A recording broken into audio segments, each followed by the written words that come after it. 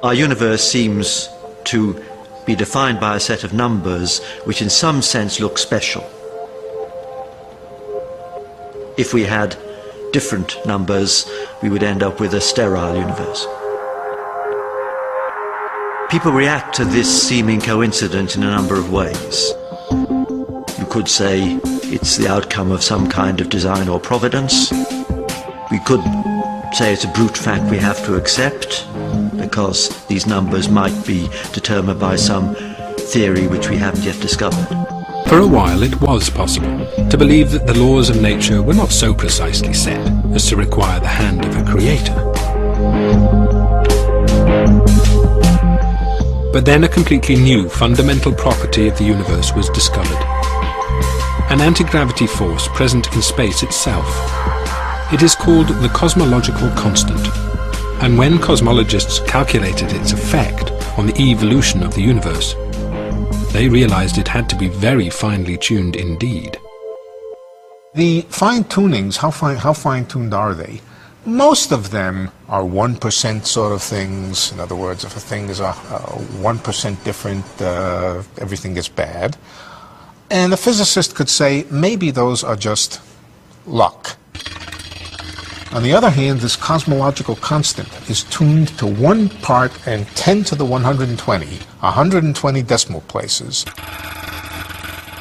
Nobody thinks that's accidental. That is not a reasonable idea, that something is tuned to 120 decimal places just by accident. That's the most extreme example of fine-tuning. No force in the history of cosmology has ever been discovered to be that finely tuned. The cosmological constant needs to be set to 1 part in a trillion, trillion, trillion, trillion, trillion, trillion, trillion, trillion, trillion, trillion. Otherwise the universe would be so drastically different that it would be impossible for us to evolve. That the cosmological constant arrived at such a tiny value by chance seemed to be out of the question, but the alternative explanation was also impossible to contemplate. Physicists did not want to accept the idea that the laws of nature might be controlled by well, the benevolence of nature. There should be no reason why the luck should just have it that we can exist. It's too much, it's a stretch, it's much too far to stretch. It seemed that hidden in the laws of nature was a value so precise that it was impossible to deny that our universe was designed. But a designed universe requires the existence of a designer, a notion that even the anthropic scientists did not want to entertain.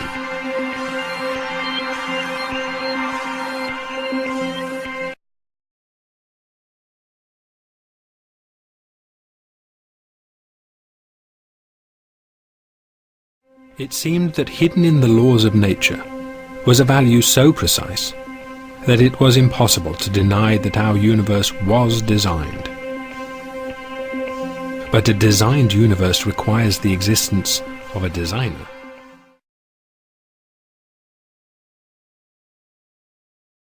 The scientists were between a rock and a hard place.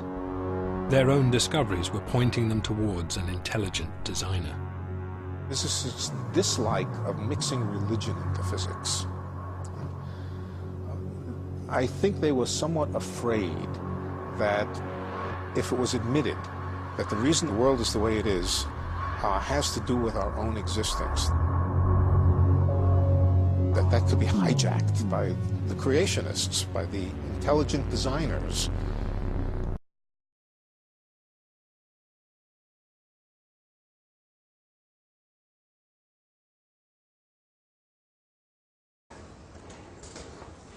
There are physicists who will tell you that if you take about half a dozen physical constants, these are constants that physicists have no explanation for, they just accept that these numbers have the values that they do, and they then do theoretical calculations using their models to say if any one of these half-dozen constants was ever so slightly varied, then the universe as we know it would not be possible. For example, if the gravitational constant was a little bit different, there would be no stars, there would be no galaxies, the entire universe would just be a uniform splurge of hydrogen, for example.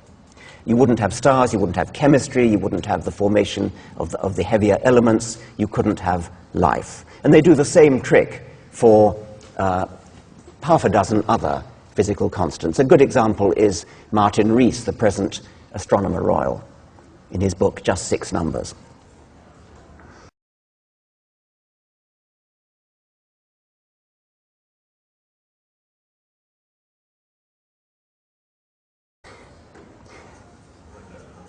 If the universe, if constants of the universe are indeed fine-tuned, how do we explain it? How do we explain the appearance that the universe is tuned to bring us into existence? Well, theists say God did it. God twiddled the knobs and tuned the physical constants to have exactly the right values. That, of course, is no explanation at all, because it leaves unexplained the tuner. It's just pushing the problem back one step. So we can instantly discount explanation number one.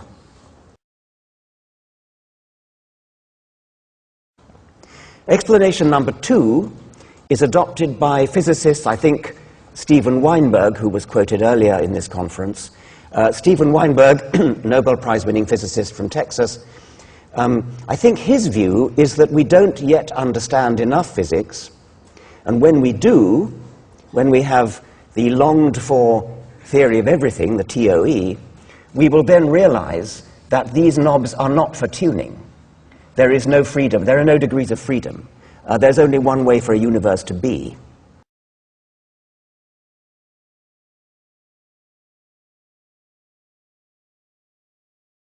Having accepted the word of physicists that there is an element of fine-tuning, and I've tried to lay out three possible explanations. One would be God, which, as I've said, isn't an explanation at all. One would be the multiverse, and then anthropically, with hindsight, saying we have to be sitting in one of the universes that could give us. But the third one, which I've attributed to you, possibly wrongly, would be what I call the macho physicists, who say, well, it's just that we don't understand why these things are the way they are. One day we will, when we have a theory of everything, it will be understood. But it sounds from our conversation as though that I misrepresented you there.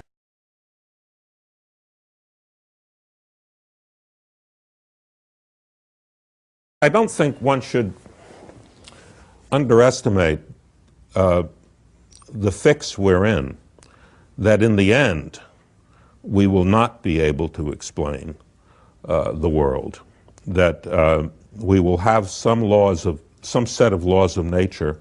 We will not be able to derive them on the grounds simply of mathematical consistency, because we can already think of mathematically consistent laws that don't describe the world as we know it.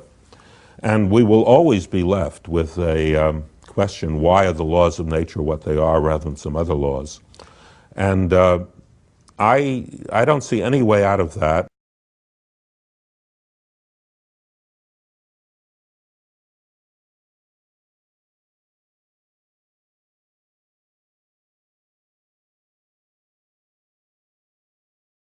The fact that the constants of nature are suitable for life, which is clearly true, we observe. The final idea, which I think probably most physicists at least have some time for, is the multiverse theory. No one has constructed a theory in which that's true. I mean, it's not only a speculation.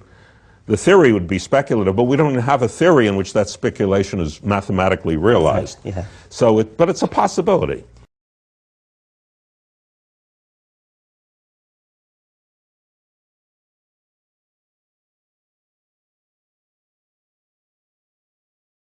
And the fact that the cancellation is so precise means that the number of universes in the multiverse you need to postulate in order to anthropically be comfortable with it is very, very large. And it must be at least 10 to the 56, or in fact, exactly, yeah.